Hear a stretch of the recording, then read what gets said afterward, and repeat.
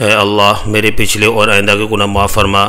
ابو موسیٰ بیان کرتے ہیں رسول اللہ صلی اللہ علیہ وسلم اس دعا کے ساتھ اللہ کو پکارتے تھے، بسم اللہ الرحمن الرحیم، رب اغفر لی خطیئتی وجہلی واسرافی فی امری کلہ وما انت اعلم به منی، اللہم اغفر لی خطایای وعمدی وجہلی وہزلی وکل ذلک عندی، اللہم اغفر لی ما قدمت وما اخرت وما اسررت وما اعلنت، انت المقدم وانت المؤخر وانت على كل شيء قدیر۔